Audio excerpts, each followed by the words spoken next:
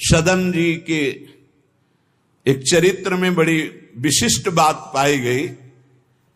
देखो, सदन जी का जो जन्म है, इसी से हमें ये पता चलता है कि भगवान केवल भाव देखते हैं। सदन कसाई ताकि नीकी कसियाई, जैसे बाराबानी सोने की कसौटी कसियाई है। जीव को न बध करें ए पे कुलाचार ढरे, बेचे मांस लाए प्रीति हरि सो लगाई है। गंड की को सुत बिन जाने तासों तोल्यो करे, भरे दृग साधु आनि पूजे पे न भाई है। कही निशि सुपने में वाही ठोर मुंह को देवो, सुनो गुण गान रीझो ही की सच्चाई है। सदन जी का जन्म कहां हुआ? कसाई कुल में, जहां पशुओं का वध करना एक स्वाभाविक वृत्ति है। निंदनीय किसी भी जीव की हिंसा करना निंदनीय कार्य है। देखो, पर कभी कभी ऐसे महापुरुषों का प्रभाव प्रकाशित होता है कि कुल कर्म छू भी नहीं सकते। सदन जी जैसे स्वर्ण कसौटी पे कसा जाए तो खरा निकले, ऐसे खरे महाभागवत थे। उनके हृदय में एक बार कुछ रिश्ते नातेदार आए, बच्चे ही थे, तो पिता एक छोटा बछड़ा लाए थे। वहां तो कटते ही रहते थे। पिता ने कहा कि ज्यादा तो इसमें मांस नहीं, इसकी टांगों में मांस है, पहले तो फिर अपने अतिथि का स्वागत करते हैं। सदन जी ने जब सुना, उसके पास गए तो लिपट कर रोए। बच्चे थे, बछड़े से कि ऐसा ऐसा मेरे पिताजी कह रहे हैं तुम्हें काटा जाएगा, और ऐसे दुलार कर रहे थे। बछड़े के भी देखा आंसू निकल रहे। हर जीव को पता है, कष्ट का पता होता है। तो उसने कहा, एक भागवतिक महापुरुष का जीवन बदलना है, इसलिए मानो बछड़े ने कहा कि तुम अपने पिताजी से कह दो, उचित तो यह है कि पहले मेरी गर्दन काटे। तो सदन जी ने कहा, ऐसा क्यों? बोले, क्योंकि मैं पूर्व में ऐसा था, तुम्हारे पिताजी पशु थे और मैंने इनकी गर्दन उड़ाई है, तो मैं अब पशु बना हूं, इनसे कह दो तुम्हें गर्दन ही काटनी चाहिए, पहले जिंदा टांग मत काटो, मैंने तुम्हें इतना कष्ट पूर्व में नहीं दिया था, सीधे गर्दन काटी थी। इसका मतलब जो कर्म किया जाता है उसका फल मिलता है पक्का। मैंने पूर्व में तुम्हारे पिता की गर्दन काटी थी इस जन्म में, इसीलिए मुझे पशु बनना पड़ा, और तुम्हारे ही पिता मेरी गर्दन काटेंगे, पक्का तुम रोक नहीं सकते, क्योंकि वो विधान है। पर वो पहले टांग ना काटे, पहले गर्दन काटे। अब ये घटना उनको बहुत छुई। जीव को अपने कर्म का फल भोगना पड़ता है जन्म जन्मांतरों में। बच्चे ही थे, कुछ संत मंडली जा रही, यही है मत की रति गति भूति भलाई, जब जे जतन जहां जे पाई, सो जानो सत्संग प्रभाव। सत्संग का एक अमोघ प्रभाव होता है। वो संतों के सामने गए, चरणों में लौट गए, बालक थे। संत जनों ने, उठो उठो बच्चे, तो रोते हुए बोले कि हर कर्म का फल जीव को भोगना पड़ता है, कोई ऐसा साधन है जिससे कर्म का फल ना भोगना पड़े और जीवन मुक्त हो जाए, जीव मुक्त हो जाए? उनका भगवान का निरंतर नाम रटना, श्री हरि हरि नाम निरंतर रटे, और स्वयं किसी जीव को कष्ट ना दे, और संतों का संग करता रहे, तो जीवन मुक्त हो जाएगा। बस छोटे से बालक सदन जी में बात बैठ गई, बस अंदर शुरू कर दिया, हरि श्री हरि श्री हरि श्री हरि। संतों की बात मान ले तो परम पद जेब में है। अब पिताजी जब तक रहे तब तक वो वध करते रहे जीवों का, लेकिन सदन जी ने कभी कभी किसी का वध नहीं किया। वो कुल परंपरागत मांस खरीद लाते और उसी को मुनाफा करके बेचते और परिवार का पोषण करने लगे। एक दिन ये रास्ते में आ रहे थे तो किसी साधु का बटुआ ढीला होगा तो शालिग्राम भगवान गिर पड़े थे। इन्होंने उठाया कि अच्छा चमकता हुआ कोई पत्थर है, तो शालिग्राम भगवान को लाए तो उन्होंने अंदाज में कि आधा 1 किलो के वजन का काम तो करेंगे, तराजू में रख दिया। हरि श्री हरि श्री हरि श्री हरि, हर समय नाम जपना। ये तो बचपन से शुरू था संतों की कृपा से, और भगवान से अंदर से समर्पण था। ये नहीं जानते थे कि शालिग्राम भगवान है, देखा ही नहीं था कभी भगवान के शालिग्राम रूप को। अब जैसे कोई कहता कि 5 किलो दो, तो 5 किलो शालिग्राम बन जाते, 2 किलो तो 2 किलो दो। अब तो बहुत बढ़िया काम की बाट बदलने की जरूरत नहीं, एक ही बाट में जितना मांगो उतना दे देंगे और ठीक वजन उतना ही होता, कभी किसी को संशय नहीं हुआ। एक दिन वो संत समागम करते ही थे तो एक संत भगवान आए। कोई इनके यहां ये भेद नहीं मानता था कि अमुक कुल की, क्योंकि इतने महाभागवत थे। संतों के चरणामृत लेना, उनके पास बैठकर सत्संग करना, तो संत जन इनके यहां आकर के बैठते थे। इनके यहां आकर के थोड़ी देर भगवत चर्चा, बड़े उच्च कोटि के भाव सदन जी के प्रकाशित थे। तो एक संत भगवान ने देखा कि ये तो बड़े सिद्ध शालिग्राम है, इनमें तो चक्र का चिन्ह भी है और ये इससे मांस तोलते हैं। अश्रुपात होने लगे संत जी के कि ऐसा अनर्थ करते हो तुम, भगवान के भक्त हो। संत जी ने सदन जी से बताया कि ये जानते हो तुम्हारे बांट नहीं है, स्वयं शालिग्राम भगवान है, और इतना घृणित कार्य कि तुम इनसे एक तरफ मांस और एक तरफ शालिग्राम। बड़ी बड़ी उनको व्यथा हुई। सदन जी ने कहा मुझे कुछ पता नहीं, मैं नहीं जानता, मेरे लिए तो ये बहुत सिद्ध बांट है, मैं जितना ग्राहक मांगता है उतना ही, आधा किलो तो आधा किलो, 5 किलो तो 5 किलो बन जाते हैं। आप देखो अपने कुल कर्म को कर रहे हैं और नाम जप कर रहे हैं और संतों की कृपा है। तो देखो अचानक रास्ते में भगवान शालिग्राम जी मिले थे। उन्होंने कहा अगर ये भगवान है तो आप ले लो, हम तो सेवा पूजा कुछ जानते नहीं, आप इनको ले जाओ। संत जी ले गए और देखो ये हृदय में बैठा लीजिए, संत मिले मतलब आखिरी जन्म हमारा है। विश्वास अगर कर ले, पक्का समझ लीजिए ये तुम्हारा विश्वास काम करेगा। संतों के चरणों का सानिध्य मिला तो देखो सदन जी हरिनाम जपने लगे, सदन जी के हृदय में संतों की प्रति प्रियता बढ़ी, शालिग्राम भगवान मिल, सब बानक बन जाता है। अब संत जी शालिग्राम भगवान को ले गए, एकांत में जाकर के भगवान का पंचामृत से अभिषेक किया और इसके बाद वेद की स्तुति की, पुरुष सूक्त, शास्त्र शीर्षा पुरुखा सहस्राक्षा शास्त्रपात। भगवान को बिल्कुल अच्छा नहीं लगा। देखो भगवान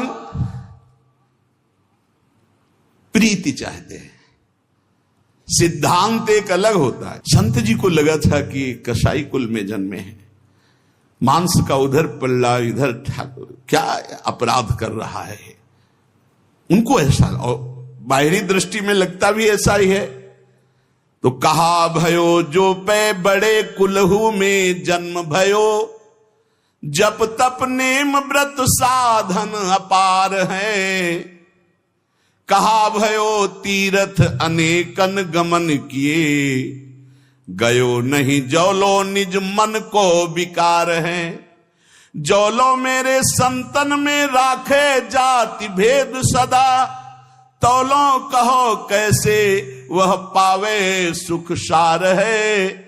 मेरे साधु नीच पद पंकज ना धोयो जोलो। सब शास्त्रन को पढ़िबोई भार है। जरा भी भाव किसी भी संत जो भगवत मार्ग के प्रतीक है, जाति पक्ष में, रूप पक्ष में, और एक खास बात थी सदन जी में, दैन्यता, कि मैं तो किसी योग्य नहीं, और उनको पता भी नहीं था कि शालिग्राम भगवान हैं। तो लेके आयो साधु, मैं तो बड़ो अपराध कियो अभिषेक, सेवा करी पे न भाई है। ये तो प्रभु रीझे तो पे जोई, चाहो सोई करो गरो भरी आयो, सुनिमति बिसराई है। तेई हरि उरधारी डारी दियो कुलाचार, चले जगन्नाथ देव चाह उपजाई है। मिले एक संग संग जात वे सुगात, सब तब आप दूर दूर रहे जान पाई है। संत जी ने बड़ा अभिषेक किया, वेद स्तुति की, भगवान को भोग लगाया, बड़ी प्रसन्नता से उच्च सिंहासन पर विराजमान किया। भगवान उसी समय आकाशवाणी हुई, ए साधु, मुझे ये तुम्हारी वेद स्तुति बिल्कुल पसंद नहीं, तुम्हारा ये पंचामृत स्नान भोग ये सब, तुम मेरे भक्त पर नीच बुद्धि करके मुझे लाए हो ना, ये मुझे तुम क्या समझते हो? वेद मेरी श्वासों से ही तो प्रकट हुए हैं। वेद क्या है? भगवान की श्वासों से वेद का प्रादुर्भाव हुआ। सोहरि पढ़े ये अचरज भारी, चारों वेद भगवान के श्वासों से प्रकट हुए। जाकी श्वास वेद श्रुतिचारी, जिनकी श्वासों से चारों वेदों का प्रादुर्भाव हुआ। मैं वेद की स्तुति और गंगा जल से उतना प्रसन्न नहीं होता जितना मैं अपनेपन के भाव से, मेरे सदन जी हैं और मैं सदन जी का हूं, मैं बिल्कुल तुम्हारी सेवा से प्रसन्न, मैं अपराध मानता हूं कि तुम वहां से मुझे लाए हो। साधु जी यह बात सुनकर एकदम घबरा गए। शालिग्राम भगवान को लिया, दौड़ते हुए सदन जी के पास गए और गदगद स्वर में कहा, मैंने भारी अपराध कर दिया, ठाकुर जी को अप्रसन्न कर दिया। मैंने आपके प्रति भाव किया कि आप कसाई कुल में आपका अधिकार ठाकुर का नहीं है, इसलिए आप ठाकुर जी को नहीं जानते हो, आप ऐसा ये लो। ठाकुर जी अप्रसन्न हो गए हमसे। हमने तो पंचामृत से, गंगा जल से सब अभिषेक किया, पुरुष सूक्त का पाठ किया, ले इस श्री ठाकुर जी को आप स्वीकार करो। विधि पूर्वक सेवा से ठाकुर जी प्रसन्न नहीं हुए, अपनेपन से ठाकुर जी को सबसे ज्यादा अपनापन, प्रेम भाव। सदन जी शालिग्राम भगवान को अब जो देख रहे हैं वो दूसरा भाव है, ये भगवान है, मुझे तो अभी तक पता ही नहीं था। साधु जी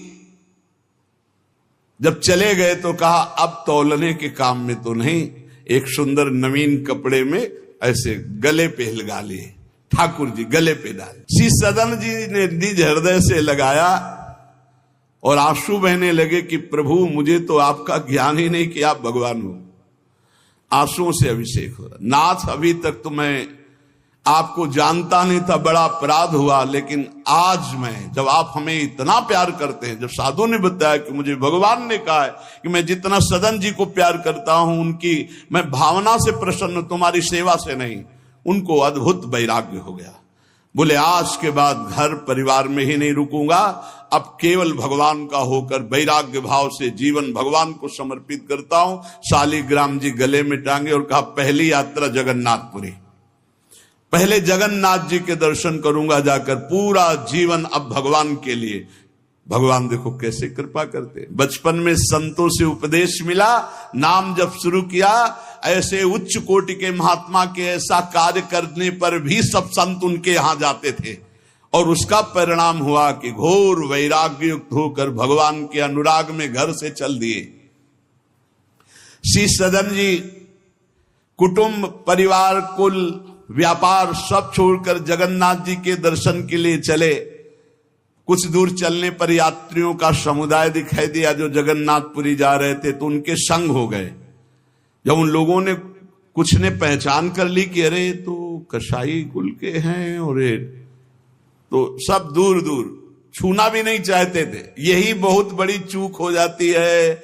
जो भगवान को समर्पित हो जाए उसमें कभी जाति पक्ष ना देखे, नहीं, बहुत बड़ी हानि हो जाती है। जब ये देखा सदन जी ने कि ये लोग घृणा करते हैं हमसे, तो खुद अलग हो गए। सदन जी बड़े पुलकित है कि आज जगन्नाथ जी के दर्शन होंगे। एक जगह देखा गौएं पानी पीने के लिए लालायित हैं, तो एक आदमी बाल्टी से पानी निकाल तो गौओं को डंडा मारने लगा। सदन जी ने कहा क्यों, पानी क्यों नहीं पीने देते? तो बोले इतना गहरा कुआं है, घसीटने से हमारे हाथ दर्द होते, अपने घर के लिए ले जाएंगे कि इनको पिलाएंगे? तो उनका अगर आप कृपा करें कुछ समय हमें दे दें बाल्टी और मैं भरूं, तो बोले मुझे फिर कोई परेशानी नहीं। भर भर करके 2500 गाय थी, सबको पानी पिलाया। शाम हो गई, पानी खींचने में पिलाने में समय लगा, तो उन्होंने सोचा गांव में भिक्षा मांग लेते हैं और आज रात्रि कहीं एकांतवास कर लेते हैं और सुबह जगन्नाथ जी के दर्शन करेंगे।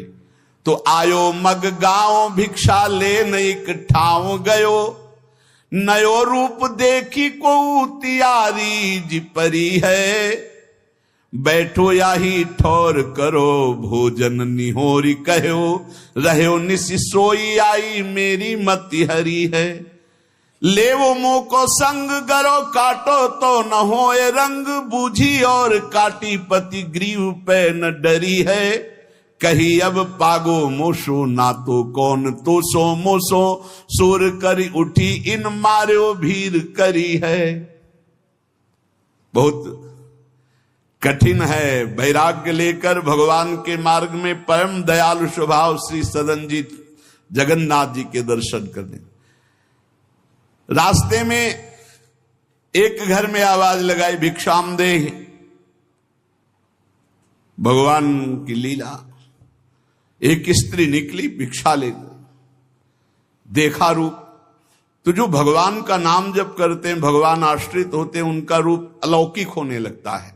एक दिव्य आकर्षण होता है जो सबके चित्त को आह्लाद प्रदान करता है, क्योंकि आनंद स्वरूप भगवान का निरंतर चिंतन होता है। उसके प्रभाव से मुखाकृति में एक अद्भुत लावण्य, एक अद्भुत आकर्षण होता है। वो स्त्री ने देखा कि नवयुवक भिक्षुक तेजस्वी, वो रीझ गई, देखते ही रीझ गई, और उसने कहा कहीं मांगने की जरूरत नहीं, आप यहां बैठो और भोजन करो। सदन जी ने कहा हमें पाना तो है ही, जब आप पवाने के लिए कह रही तो पवा दीजिए। स्वाभाविक, क्योंकि अभी वैराग्य मार्ग में निकले। उस स्त्री ने प्रार्थना की, भोजन बना के पवाया और कहा प्रभु यदि आज रात्रि यहीं विश्राम कर लें तो आपको क्या, सुबह जगन्नाथपुरी चले जाइए। आपने उस स्त्री के विशेष आग्रह को स्वीकार करके उसके घर में शयन करना स्वीकार कर लिया। जब उसके पति सो गए तो रात्रि में उठ करके आई और आपके पास आकर बोली कि मैं आपको देख करके काम से पीड़ित हो चुकी हूं, अतः आप मुझे स्वीकार कीजिए और मैं सदा सदा के लिए आपके साथ के लिए चल दूंगी। सदन जी ने कहा यदि तू मेरा गला भी काट डाले तो भी मैं तुझे स्पर्श नहीं कर सकता, क्योंकि तेरा पति है। अच्छा, उसने गलत अर्थ ले लिया। उसके भाव में आया कि अगर पति है तो ये स्पर्श नहीं करेंगे, अगर पति ना हो तो स्वीकार कर लेंगे। कोवा मदांधो मदना तो रोवा, अंधों में भी अंधा कौन है? बोले जिसमें काम जागृत हो जाए। वो ऐसे काम से व्याकुल हो गई कि सोते हुए अपने पति का बिल्कुल भी प्रियता न रखते हुए गला काट दिया और आकर बोली सदन जी से कि अब मुझे स्वीकार करो, आपको पति का भय था ना, गला काट दिया। सदन जी ने कहा कि तू कितनी नीच है, जब तू अपने पति का गला काट दिया तो तू कितनी नीच है, इतना सोचा है? वैसे ही मैं तुझे स्पर्श नहीं करता, अब तो तुझे देखना भी नहीं। तो स्त्री ने कहा मुझे ऐसा मत समझो कि मैं तुम्हें भी बख्शिश दूंगी, तेरे कारण मैंने अपने पति का गला काटा है, तो फिर तू भी नहीं बच सकता। तो सदन जी ने कहा क्या कर सकती हो? तो उसने कहा मुझे स्वीकार करो, नहीं उच्च स्वर से अभी हल्ला मचाती हूं। माया का विचित्र तांडव,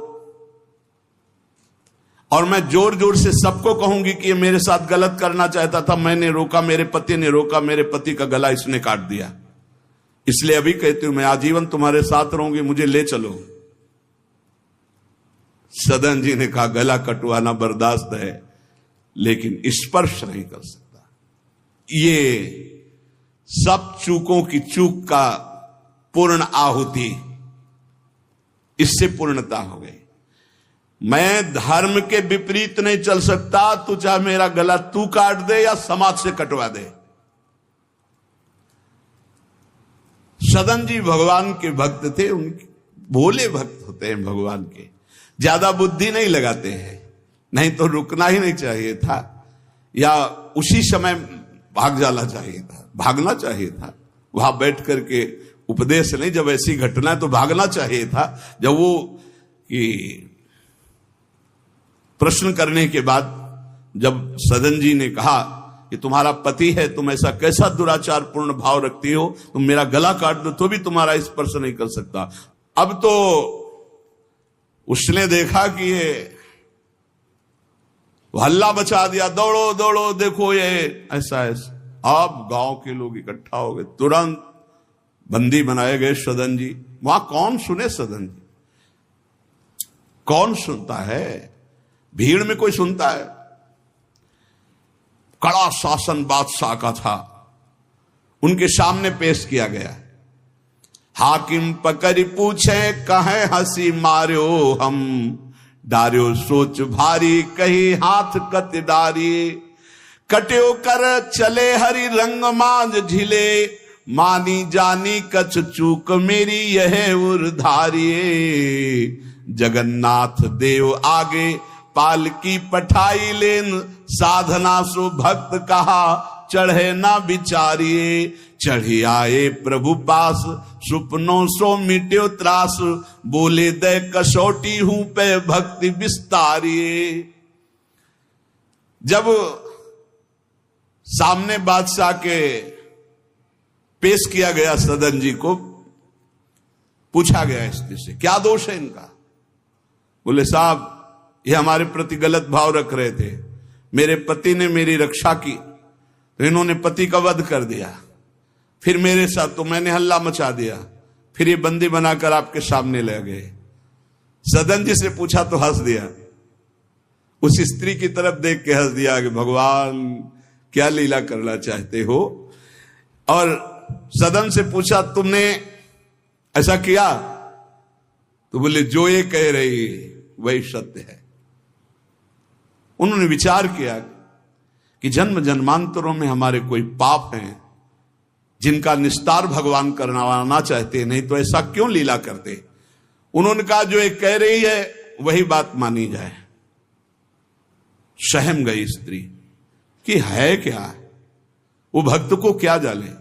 विरोध नहीं किया सदन ने। भक्तों का बड़ा विचित्र स्वभाव होता, समझ पाना बड़ा कठिन। उन्होंने कहा जो कह रही है सत्य है।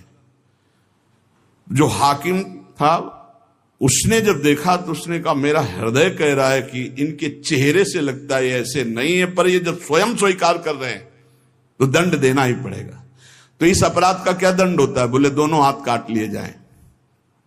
यहां से दोनों हाथ काट लिए गए, लेकिन उनकी मुस्कुराहट में फर्क नहीं पड़ा, दोनों हाथ काट लिए गए, मुक्त कर दिया गया। इसलिए कि वैष्णव है, भगवत भक्त है, अपराध बन गया तो हाथ काट लिए गए, उनको जेल आदि नहीं, भगवान की चीज।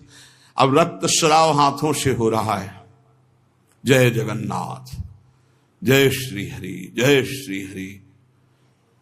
यात्रा नहीं रुकी जगन्नाथ जी की। जगन्नाथ जी ने तत्काल अपने पार्षदों से कहा, मेरे महाभागवत सदन जी आ रहे, तुरंत पालकी लेकर जाओ और उनको बैठाल के लाओ। जगन्नाथपुरी में प्रवेश ही किए थे कि पालकी लिए हुए पार्षद दौड़े, कौन से सदन जी हैं, सदन भक्त किनका नाम है? तो उनका सदन तो इस अधमदास का नाम। पालकी पे बैठो जगन्नाथ जी। अरे उनका कैसे पालकी, भगवान की भेजी हुई पालकी में, पालकी को साष्टांग दंडवत किया ऐसे कि भगवान की नहीं, जबरदस्ती भगवान के पार्षदों ने उठा के पालकी में, जय जगन्नाथ। सदन जी सोच रहे कौन सी लीला है, वहां हाथ कटवा रहे। या इतना बड़ा सम्मान कि किसी को नहीं मिल सकता। जगन्नाथ जी के पार्षद पालकी लेकर जब जगन्नाथ जी के सामने गए तो आंख में आंख मिलाई और कहा, प्रभु इच्छा तो थी कि हाथ जोड़कर आपको, पर अब हाथ ही नहीं। तो ऐसे ही जीव किया तो जैसे स्वप्न में दुख मिला था जागते ही खत्म हो जाता है, ऐसे ही कोई पीड़ा नहीं, कोई हाथ कटे नहीं, पूरे नवीन हाथ और साष्टांग भगवान को दंडोत। भगवान ने कहा कि तुम हमारी कसौटी में पास हुए, जाओ, तुम्हारे द्वारा इस जगत में भक्ति का विस्तार हो। जो तुम्हारे लीला चरित्रों का गायन करेंगे, जो तुम्हारे भाव, तो तुम उनके अंदर भी जैसी तुम्हारी सामर्थ्य भक्ति की, वैसी भक्ति की जागृति हो। ये हमारे भगवत मार्ग में भगवान विधि निषेध को नहीं देखते, भगवान भाव को देखते।